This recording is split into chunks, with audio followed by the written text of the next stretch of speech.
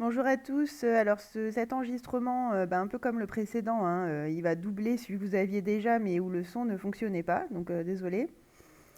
Pour celui-là, en revanche, je vais pas tout réécrire parce qu'en fait, bon, j'ai relu, ça n'a pas forcément un grand intérêt, donc finalement, l'écrit était déjà fait, on va gagner ce temps-là sur la vidéo. En revanche, je vais tout réexpliquer, puisque justement, c'était le son qui vous manquait. En m'appuyant sur les écrits de la précédente vidéo. Voilà, en gros, je vais faire ça. Je pense que ça devrait aller. Après, vous criez, hein, si c'est pas le cas. Vous criez par mail ou quand vous me verrez. Alors, donc là, vous aviez le 14, le 26 et le 27. Donc le 14 était, je pense que ce sera le dernier. Je me souviens plus ce que vous avez après, mais oui, il me semble que c'est le dernier comme ça, en tout cas sur ce chapitre. Avec donc des études de position relative. Donc voilà, il est intéressant surtout pour ça, c'est un entraînement de ce type d'exercice, pour ce type d'exercice. Et après 26-27, eux étaient beaucoup plus sur la toute dernière partie du cours, puisque normalement avant cette partie d'exercice, vous avez dû écouter le dernier tuto de cours où justement, après avoir étudié les représentations graphiques, vous avez découvert, enfin ça pouvait se deviner même sans que je vous l'explique, hein, je pense, mais vous avez découvert à quoi ressemble le tableau de variation d'une fonction du second degré en fonction justement du signe de A, puisque vous avez dû voir dans le cours que si A est positif, alors on a un tableau de telle sorte, si A est négatif, on a un tableau de telle sorte. Forcément, ça va avec justement la représentation graphique qui change en fonction du signe de A. D'ailleurs, j'avais certainement dû, voilà, j'avais fait un petit rappel du cours, donc c'est ce qu'on a ici, hein. Ce que vous avez vu normalement dans le dernier tuto, si on le résume, en gros c'est ça, c'est-à-dire que si A est positif, j'ai ma parabole qui a la forme d'un smiley qui sourit, donc forcément d'abord décroissante, ensuite croissante. Le sommet, on l'avait vu, il a pour coordonnées alpha, bêta, donc c'est assez logique qu'ici je retrouve alpha et bêta. Justement, comme là, le point le plus extrême, c'est le point le plus bas, le bêta sera un minimum et pas un maximum. Voilà, en gros, c'est ça que vous avez découvert. Bon, après, il y avait des petites remarques par-ci par-là, mais disons le point central, c'était ça. Et quand A est négatif, on a à peu près le même constat, si ce n'est que cette fois-ci, on a le smiley qui ne sourit pas, donc qui est triste, et qui a qui donne une parabole avec les bras vers le bas, donc une parabole qu'on dit orientée vers le bas. Et donc là, automatiquement, elle est d'abord croissante, ensuite décroissante. Les coordonnées du sommet sont les mêmes, et donc cette fois, comme on a d'abord une croissance, le bêta est un maximum. Voilà, normalement, c'est ça que vous avez, enfin, si vous avez compris ce que j'ai raconté, en tout cas, j'espère, c'est ça que vous avez vu. Donc, dans cet exercice, qu'est-ce qu'on vous demandait? Alors, ah oui, pardon, oui, là, je parlais du 26 et du 27, donc oui, pardon. Tant qu'à faire, je vais faire cela, au moins, au moins ce sera fait. Et je reviendrai au 14 après, c'est pas bien grave, de toute façon, c'est déjà écrit. Maintenant que j'ai commencé à parler des variations, tant qu'à faire.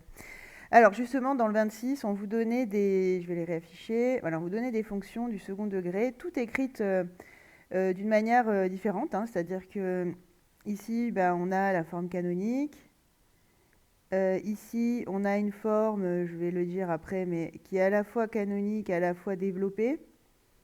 Bon, pour ceux qui n'ont pas compris pourquoi, je vais le réexpliquer de toute façon. Après, on a une forme développée, celle d'après encore, et en dernier, on a la forme factorisée. Donc c'est un exercice, comment dire, c'est pas un exercice vraiment de fin de chapitre parce que ça mêle pas plusieurs notions. Au contraire, là, il y en a essentiellement une, hein, c'est les variations des fonctions du second degré. En revanche, c'est quand même un exercice à savoir maîtriser et à refaire parce que dans le même exercice, vous avez justement les trois configurations qu'on peut être amené à vous demander concernant les variations du second degré. Alors, juste une petite remarque, j'en ai déjà parlé dans le cours.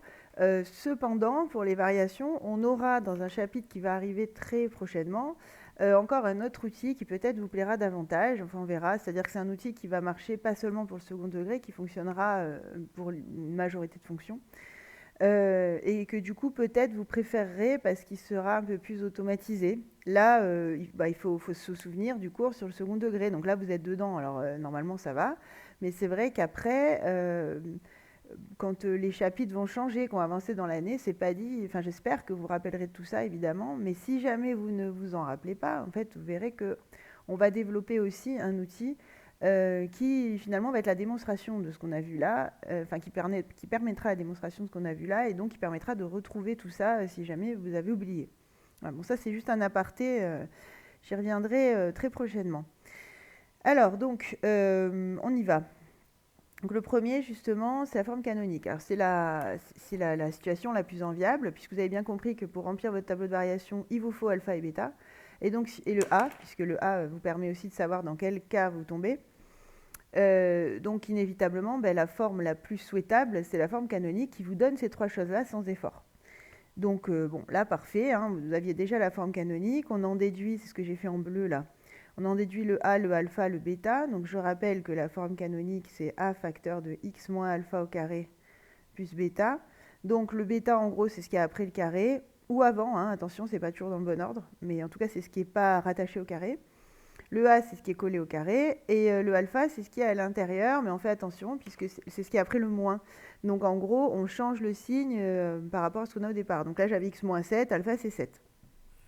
Voilà. Sinon, par ça, bon, quand vous avez la forme canonique, c'est pas bien compliqué. Donc du moment où vous avez donné votre A, votre alpha, votre bêta, vous vous servez du A pour dire je vais tomber dans tel cas et pas l'autre. Donc là, A est positif, donc je dis CF est orienté vers le haut, ce qui veut dire que si je reprends le cours là, je suis donc dans la première configuration, ce qui me permet déjà de mettre, si vous voulez au départ, parce que là, bon, du coup on n'a pas le mouvement, enfin on n'a pas la construction. Au départ, je fais un tableau juste comme ça, c'est-à-dire qu'avec le A, je suis capable déjà de donner ça. Comme elle est orientée vers le haut, je connais déjà les flèches, il n'y a pas d'autres possibilités. Hein, donc voilà, pour les paraboles, on n'a que 2 cas. Et après, il me faut le alpha et le bêta pour remplir justement au bout des flèches. Et là, comme vous l'avez par la forme canonique, bon, c'est ce que j'avais mis au départ, hein, vous n'avez plus qu'à les écrire. Alpha pour les x et bêta pour les images, donc pour les f de x. Je rappelle que bêta est f de alpha, c'est la même chose. Hein. Voilà, donc ça c'est vraiment le cas le plus sympa. Dans le B, alors je l'ai dit tout à l'heure, c'est une canonique et une développée. Alors pourquoi ? Parce que, vous voyez, là, je l'ai fait, d'ailleurs, je l'ai réécrit. Moins 4x carré moins 7, bon, clairement, ça a l'air d'une développée. Il n'y a pas de parenthèse, ni rien. Bon. Maintenant, je peux me dire que x, c'est comme x moins 0, puisque le moins 0, on peut ne pas l'écrire, donc en fait, il peut être caché. Et si je l'écris comme ça, là, de suite, ça ressemble à une forme canonique. Alors, donc, en fait, c'est un petit peu particulier, hein, c'est quand il n'y a pas de B dans la forme développée, qu'en réalité, la développée et la canonique sont confondues, ce sont les mêmes. Parce que le fait qu'il n'y ait pas de B, justement, en fait, ça veut dire qu'on aura 0 dans notre identité remarquable. Enfin bon, je vous laisse... Il n'y a pas d'x, en fait, il n'y a pas de terme juste en x, et donc dans l'identité remarquable, ça nous fait mettre moins 0. Je vous laisse gamberger là-dessus. Mais en tout cas, on est bien d'accord que ces deux écritures sont bien égales à la même expression, pardon, donc elles sont égales entre elles. Et donc, c'est aussi une canonique. Et comme c'est aussi une canonique, pour trouver le A, le alpha, le bêta, je fais pareil. C'est juste qu'il fallait voir l'histoire du 0. Pour ceux qui ne l'ont pas vu, vous pouviez aussi utiliser donc la première en tant que forme développée. Et vous pouviez dire, donc soit vous créez la forme canonique, mais là, ça va peut-être vous paraître bizarre, tellement c'est facile, vous risquez de pas y arriver parce que vous n'êtes pas dans une configuration classique. Mais vous pouvez aussi utiliser la formule justement de alpha moins b sur 2a. Donc b ici c'est 0. Bon, ça il faut le voir quand même, hein, parce que je ne peux rien faire pour vous là. Si vous ne voyez pas que b c'est 0, il n'y a pas d'x, hein, donc b vaut 0. Et 2 fois a c'est 2 fois moins 4. Et donc ça fait 0. Et donc on trouve bien alpha qui vaut 0. Et ensuite, pour bêta, il suffit de faire f de alpha, donc f de 0, je remplace x par 0, etc. J'ai trouvé bêta qui vaut moins 7. Donc ça se fait même si vous n'avez pas remarqué que c'était déjà une forme canonique. Bon, ça c'est une remarque, mais qui peut peut-être rassurer certains qui ont fait ça, je ne sais pas. Donc, j'ai mon A, mon alpha, mon bêta, du coup. Mon A est négatif, donc là cette fois-ci je suis dans la deuxième configuration, la courbe est orientée vers le bas, donc même principe que tout à l'heure, hein, au départ j'ai pas forcément rempli complètement mon tableau, je mets juste les flèches, ensuite comme j'ai alpha qui vaut 0 et bêta qui vaut moins 7, et bien je peux tout remplir. Et on ne vous l'a pas demandé, mais on pourrait tout à fait vous demander quel est l'extrémum de la fonction. Un extrémum c'est un maximum ou un minimum, ça vous avez dû le voir l'année dernière et on le reverra cette année. Donc en gros, on aurait pu aussi vous poser cette question qui coûte pas plus cher en fait. Hein. Là, on aurait dit, il y a un maximum qui est moins 7. Dans celui d'avant, on aurait dit, il y a un minimum qui est moins 3. On pourrait même préciser que moins 3 est atteint pour x égale 7. On peut aussi vous demander où est-ce que l'extrémum est atteint. Je le dis parce que c'est une question qui ne vous a pas été posée là dans l'exercice ni dans le suivant, si je me rappelle bien. alors que c'est une question qu'on peut vous demander, hein. Normalement, c'est une notion de seconde qui sera revue, certes, mais bon, normalement, vous êtes censé savoir répondre aussi à cette question. Voilà pour le B, il me semble que j'ai tout dit. Donc après, dans le C, alors cette fois, vous aviez une forme développée. Je ne l'ai pas écrit, mais je vais le faire. Celle-là, elle est purement développée. On ne peut pas dire que c'est une canonique, hein. Là, cette fois-ci, j'ai du X, donc bon, si je veux une canonique, il faut que je la transforme. Donc là, justement, bon, on a déjà le A, puisque le A, c'est toujours le même, c'est celui qui est devant x carré, il vaut moins 2, il est négatif, très bien. Donc CF est orienté vers le bas. Donc déjà, j'ai une idée du tableau qui va ressembler juste au précédent, hein. Et, par contre, je n'ai pas alpha ni bêta. Donc là, deux méthodes, c'est celle que je disais déjà tout à l'heure.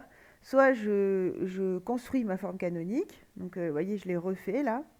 Donc sur la toute première partie, avec que des x, je mets le a en facteur, donc le moins 2. Ensuite, le x carré plus 2x qui est à l'intérieur, en fait, j'ai essayé de l'écrire comme le début d'une identité remarquable.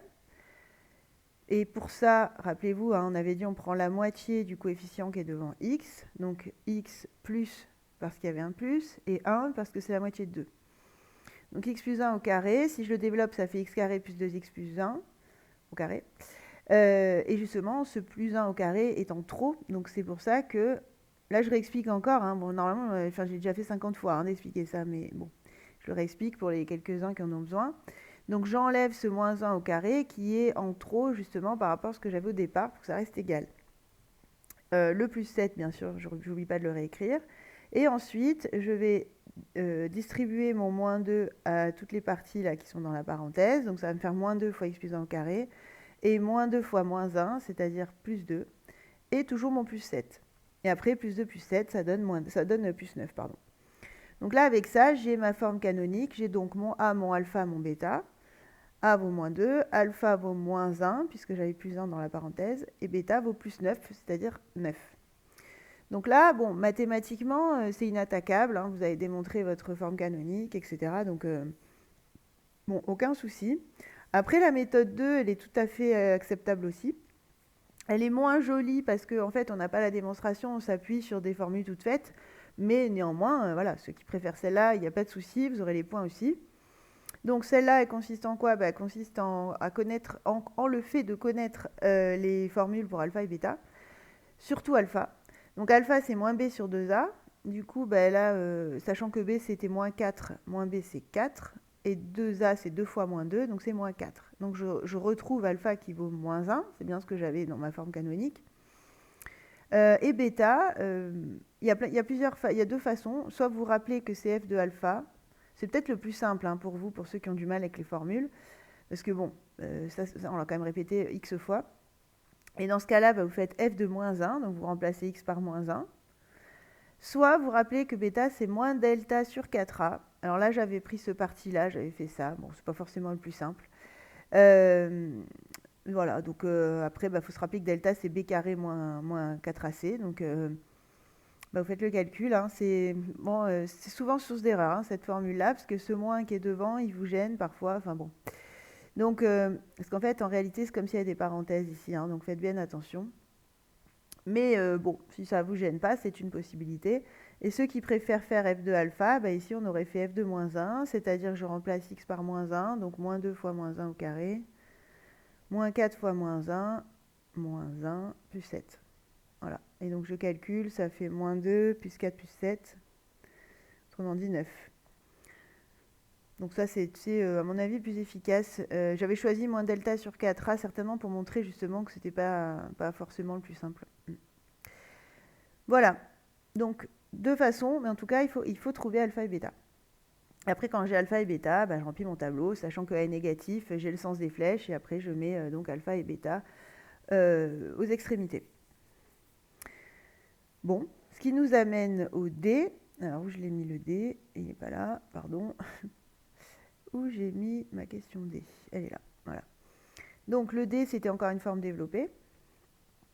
Donc là, j'avais choisi la méthode 1. C'est aussi pour vous... Enfin, ça constitue à chaque fois un nouvel entraînement, finalement, à la mise sous forme canonique. Hein, donc, c'est aussi pour ça. C'est pas forcément parce que je préfère la 1 à une autre, mais c'est vrai que celle-là, au moins, en même temps, on s'entraîne. Donc, même idée, je factorise ici par le a, donc par 3. Le x carré plus 2x, je le transforme en identité remarquable. Et j'enlève le b carré, toujours, puisqu'il n'y était pas au départ. Ensuite, je distribue mon 3 à l'intérieur, donc 3 fois x plus 1 au carré, et 3 fois moins 1. Et voilà, et après, moins 3, moins 1, ça fait moins 4. Et donc, j'en déduis mon a, mon alpha, mon bêta. A vaut 3, alpha, je prends le signe contraire ici, donc moins 1. Bêta vaut moins 4.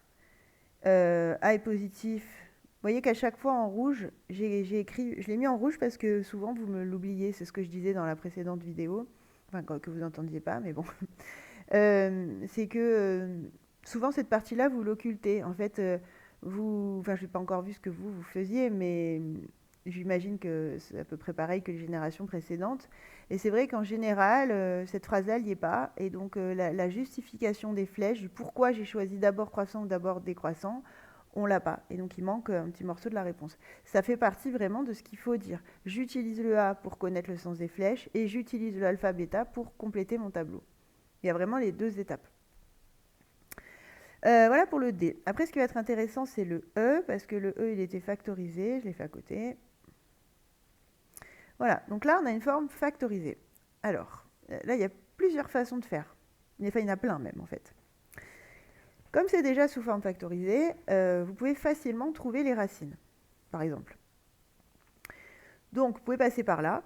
Alors, pourquoi je vous parle de ça? Parce que, rappelez-vous, les exercices du tuto précédent, enfin, du tuto, enfin, de la correction, la précédente, c'était le 22-23, si je me rappelle bien. On vous donnait les racines, et avec ça, vous étiez en mesure de trouver le alpha et le bêta. Donc, vous pouvez partir sur ça, chercher les racines, vous les trouvez très facilement. Ici, on les voit carrément. Enfin, c'est moins 2 et 3, les racines. Et après, vous faites la moyenne des deux racines. Vous vous souvenez, vous obtenez alpha. Et avec ça, si vous savez que bêta, c'est f de alpha, vous n'avez plus qu'à remplacer le x par ce que vous aurez trouvé pour alpha, et vous trouverez bêta. Ce qui est finalement hyper efficace. Après, pour le A, c'est ça que j'ai fait là, juste en dessous. Faire attention, parce que là, la forme qu'on vous donne, c'est pas tout à fait une forme factorisée. Enfin, pas celle, la classique, quoi, pas celle qui vous donne le A. Puisque rappelez-vous, la forme factorisée, c'est A facteur de x moins x1, facteur de x moins x2. Or là, dans la deuxième parenthèse, j'ai un moins. Et justement, ce qu'on peut faire, c'est sortir ce moins, qui va constituer le A, justement, pour avoir bien x au départ. Donc, ce que j'ai fait, c'est que moins x plus 3, c'est pareil que moins parenthèse x moins 3. Et donc, vous voyez, elle est devenue x moins 3 et j'ai mis un moins devant. Et donc, en fait, le A ici, il vaut moins 1. Donc, forcément, ça, c'est le petit piège. Si vous ne faites pas la petite transformation, vous allez passer à côté du A et votre tableau sera faux.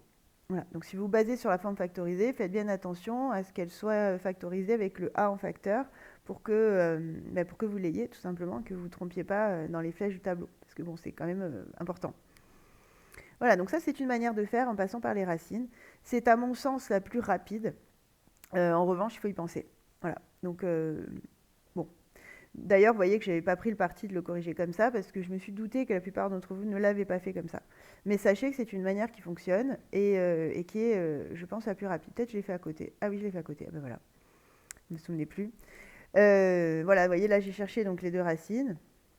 Ensuite, j'ai calculé la moyenne. Bon, là, je n'avais pas mis toute la rédaction. C'était juste pour expliquer ce qu'on pouvait faire. J'ai trouvé alpha qui valait 1,5. Ensuite, j'ai remplacé x par alpha dans f, donc par 1,5. Et j'ai trouvé bêta. Et après, avec ça, on fait le tableau. Donc, c'est vraiment la plus rapide. Vous voyez l'autre méthode à côté qui a plus de lignes, qui a plus de complexité. Donc, ça peut être intéressant de s'en souvenir. Donc, autre méthode.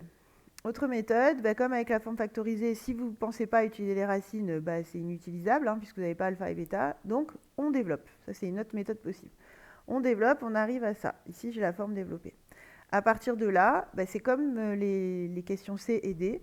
Soit vous créez la forme canonique, soit vous utilisez la formule pour alpha et pour bêta. Donc là, j'ai encore gardé la même méthode, j'ai créé la forme canonique, mais vous pouviez aussi utiliser alpha égale moins b sur 2a, etc., etc. Voilà. Donc bon, je vous laisse lire ça tranquillement. N'hésitez pas à faire pause et puis à lire le calcul, mais c'est toujours le même principe. Là, il fallait juste faire attention à bien mettre le moins 1 en fait, en facteur. Et après, comme le coefficient c'est moins 1, Ce qu'on va prendre dans la forme canonique, c'est moins 1 demi, donc on fait juste gaffe à ça. Ceux qui préfèrent moins 0,5, évidemment, vous pouvez mettre moins 0,5. Et après, le principe peut rester le même. Faites bien attention aux signes et normalement, on est bon. Et donc, quand on avait ça, comme A est négatif, on se retrouve... Ah, d'ailleurs, qu'est-ce que j'ai... Vous voyez, c'est bien, j'avais fait une erreur, donc c'est bien. On va la rectifier tout de suite, c'est parfait. Donc, comme A est négatif, justement, vous voyez, j'ai pas les bonnes flèches, j'ai fait n'importe quoi. Comme A est négatif, on va être dans ce sens-là. Et en plus, j'avais pas écrit la phrase. Bon, c'est bien. En fait, je devrais à chaque fois faire une version sans son et une version de reprise. Comme ça, je corrige mes propres erreurs. Alors, mais bon, sur tous les enregistrements que je fais, je suis même pas étonnée de faire quelques erreurs. N'hésitez pas à me les signaler. Il y en a quelques-uns qui m'en signalent. Des fois, je les rectifie. Du coup, c'est bon, malheureusement, ça arrive. Hein. Je suis loin d'être parfaite et je le revendique. Il n'y a pas de souci là-dessus. Donc A négatif, donc CF orienté vers le bas, justement. Donc un smiley vers le bas. Et alpha, on avait 1 demi, bêta 25 quarts. Donc voilà, là on a le bon tableau. Et désolé pour ceux qui ont peut-être regardé déjà l'autre correction, qui se sont demandé pourquoi j'étais dans l'autre sens. En effet. Voilà pour le 26 donc. Tant qu'on y est, on va faire le 27 dans la foulée, puisqu'on aborde un petit peu les mêmes... Alors le 27, ce qui est intéressant, c'est oui, on va aborder les tableaux de variation, bien sûr, mais il n'y a pas que ça. Ça constitue finalement une espèce de révision de pas mal de choses, pas tout, mais pas mal de choses de ce chapitre.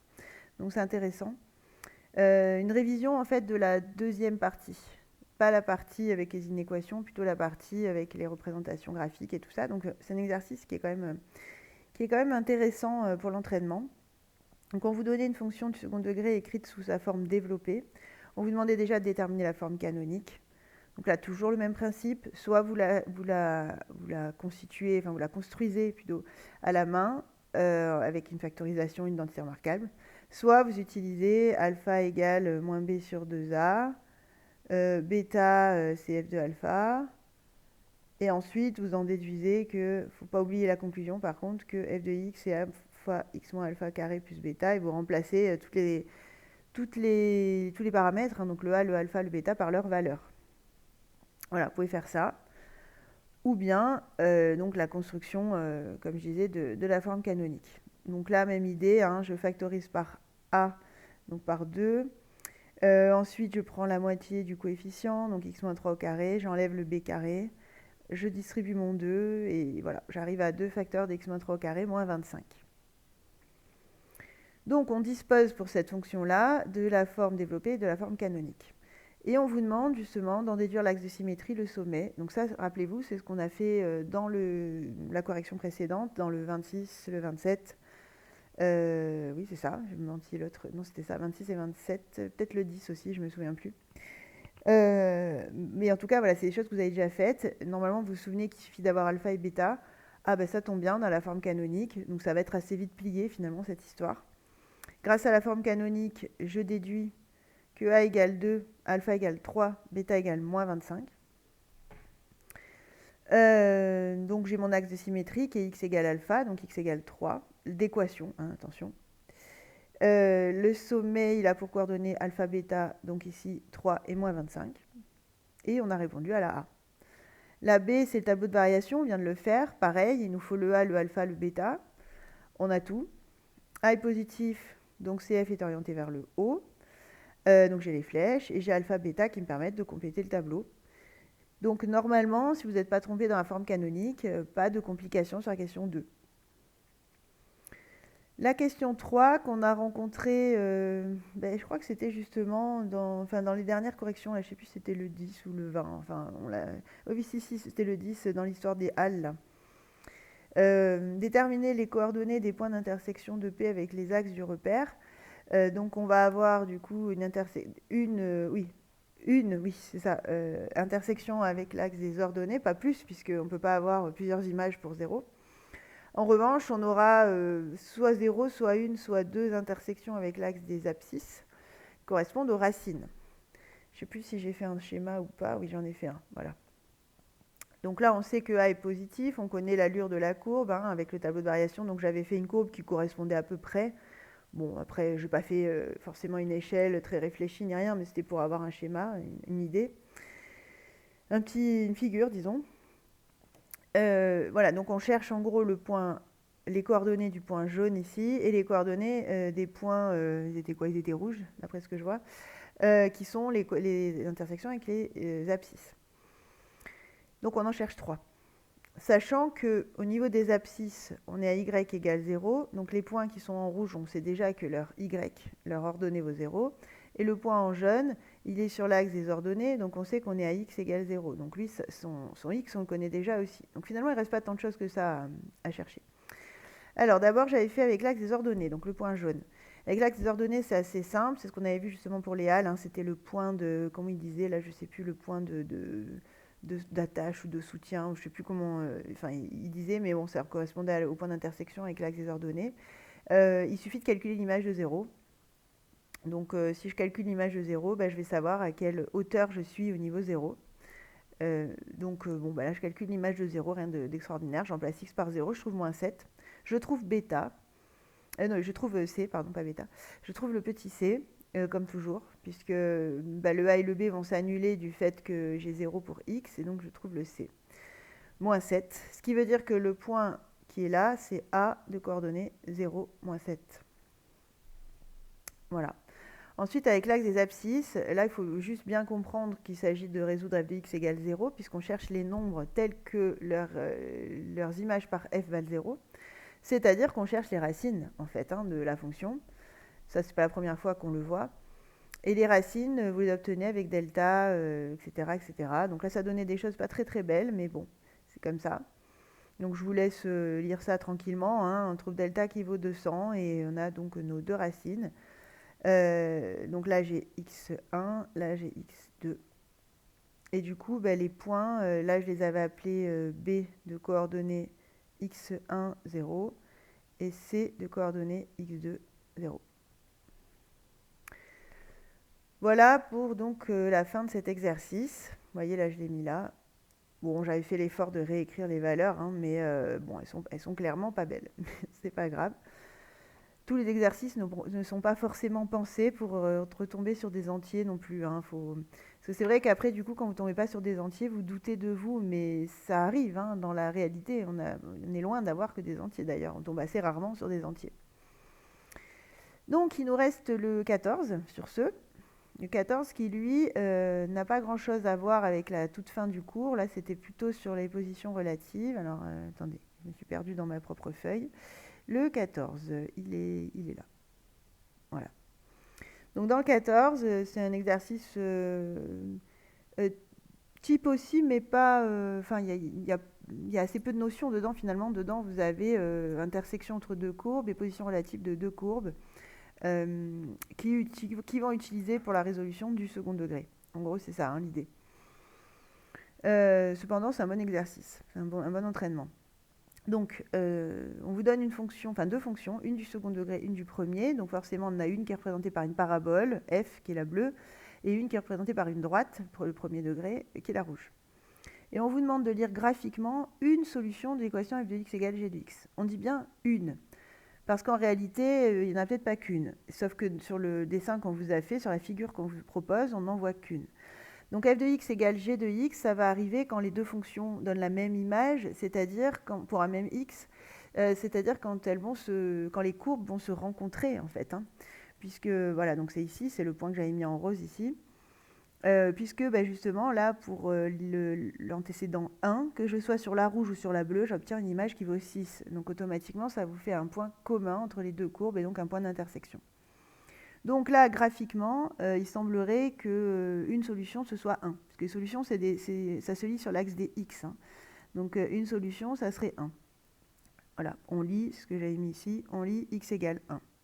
On met égal à tout hasard, peut-être c'est 0,9999, bon, ça a l'air d'être 1. Ça reste de la conjoncture graphique, de la conjecture, pardon, n'importe quoi, tant pour moi, de la conjecture graphique. Donc bon, on fait quand même attention, on ne dit pas non plus, la solution est, c'est on lit. Ça veut dire que c'est aux erreurs de lecture près. Ensuite, on vous demande de vérifier l'équation sans la résoudre. Donc sans la résoudre, donc en gros, on ne demande pas d'utiliser du calcul littéral, juste sans la résoudre. Donc finalement, pour vérifier, il suffit de faire ce que j'ai évoqué là tout à l'heure. Je vais calculer l'image de 1 par f, l'image de 1 par g, et je vais voir si les deux donnent bien 6, enfin en tout cas donnent bien la même image. Si c'est le cas, ça vérifiera que 1 fait bien partie des solutions. Je n'aurai pas résolu l'équation, donc je ne saurai pas combien il y a de solutions, ni quelles sont les autres éventuellement, mais j'aurai bien prouvé que 1 fait partie des solutions, et pas 0,999, bien 1. Donc je le fais justement, hein, c'est ce que j'ai fait là. J'ai calculé l'image de 1 par f, l'image de 1 par g. Je vais juste remplacer x par 1 à chaque fois, hein, et j'obtiens bien 6 et 6 pile. Donc c'est que f de 1 égale g de 1. Et donc 1 est bien une solution de f de x égale g de x. Donc autrement dit, les deux courbes, CF et CG, elles se rencontrent bien au point d'abscisse 1. Et après, on vous demande de résoudre. Donc là, de trouver l'autre solution, mais bon, ça revient à résoudre l'équation. Et vous voyez, là, ce que j'avais fait, c'est que j'avais prolongé pour montrer que, justement, on voyait bien qu'il allait y avoir une autre solution. On ne sait pas s'il y en a d'autres, mais comment on sait quand même que le second degré, c'est une parabole et que le premier degré, c'est une droite, qu'après, a priori, ça n'évolue pas autrement. On sait quand même qu'il n'y en a que deux, hein, même graphiquement. On pourrait l'affirmer, ça. Donc, en tout cas, il y en a une deuxième qui a l'air d'être aux alentours de 3, 4, 5, de 6, hein, ici. À voir, donc à voir par le calcul. Alors qu'est-ce qu'on fait? On pose f de x égale g de x, et puis on résout. On va bien voir sur quoi on tombe. Donc j'ai remplacé f de x et g de x par leurs expressions. Hein, donc on est ici, là. Et il s'avère que c'est du second degré, puisque j'ai des x carrés, des x des nombres. Donc je fais en sorte de pouvoir la résoudre. Qu'est-ce que ça veut dire? Ça veut dire que nous, on sait résoudre à x carré plus bx plus c égale 0. Donc je fais en sorte de tout rapatrier à gauche pour bien avoir égal 0 et utiliser les techniques qu'on a vues avant et qui marchent tout le temps. Donc c'est ce que j'ai fait. Hein. J'ai fait moins 2x moins 4 à gauche et à droite qui me permet justement d'avoir 0 à droite. Et donc j'arrive à 2x carré moins 14x plus 12 égale à 0. Pour avoir des nombres plus simples, enfin moins gros, j'ai tout divisé par 2. Ceux qui ne l'ont pas fait, c'est pas dramatique, c'est juste que vous aurez un delta plus gros, mais vous aurez les mêmes solutions à l'arrivée, donc c'est pas grave, hein, pas de souci. Et donc après, en faisant delta, etc., je trouve les solutions 1 et 6. Donc je retrouve bien la solution 1, heureusement, puisqu'on a prouvé justement qu'elle faisait partie des solutions. Et je trouve la seconde, qui correspond à la conjecture qu'on pouvait faire, qui avait l'air d'être 6, hein, donc en effet, je trouve 6. Voilà, donc j'ai finalement deux abscisses pour lesquelles les deux courbes vont se rencontrer, sont les abscisses 1 et 6. Ok, bon, donc ça c'est... on aurait pu aussi vous demander quelles sont les coordonnées des points d'intersection, au lieu de vous le poser comme ça. C'est la même question. Hein. Donc préparez-vous-y à ça aussi. On ne vous posera pas forcément tout le temps les mêmes questions de la même manière, et pourtant ça se ramène bien à la même chose. Donc faites bien attention, travaillez aussi l'intitulé des questions. Donc là, on aurait pu la formuler comme ça, c'est-à-dire, on aurait pu vous dire déterminer les coordonnées des points d'intersection entre CF et CG. Et vous auriez fait exactement la même chose. Il s'agissait, enfin après, il fallait donner les deux coordonnées, donc il fallait encore trouver les images. Bon, celle de 1, on l'a calculée tout à l'heure. Et après, il fallait juste calculer l'image de 6 pour avoir les coordonnées complètes. Mais sinon, c'était exactement la même chose. Alors, dernière question pour cette correction-là. Déterminer l'intervalle sur lequel CF est en dessous de CG. Donc là aussi, vous voyez, c'est une autre façon de vous le poser la question, mais en gros, on vous demande d'étudier la position relative entre les deux courbes. Parce que, bon, après, on pourrait... en dessous, ça voudrait dire qu'on cherche à savoir quand est-ce que f de x est inférieur à g de x. On pourrait aussi le poser comme ça, hein, et résoudre l'inéquation, mais ça revient au même en fait. C'est-à-dire qu'il y a un moment où vous allez faire le tableau de signes de toute façon. Donc autant avoir la même rédaction et s'y tenir comme ça, vous ne vous perdez pas. Mais oui, voilà, on pouvait aussi commencer comme ça directement, puisque là, ils ont précisé qu'ils veulent juste savoir quand est-ce que c'est en dessous. Bon, moi, j'ai choisi de faire la rédaction habituelle. Donc je suis passée direct l'étude des positions relatives. Et donc j'ai dit que cela revenait à étudier le signe de f de x moins g de x. On a déjà vu ça plein de fois, hein, donc je ne veux pas non plus tout le temps expliquer la même chose. Je vous renvoie si besoin, il y a pas mal d'autres corrections, on a déjà traité cette technique-là.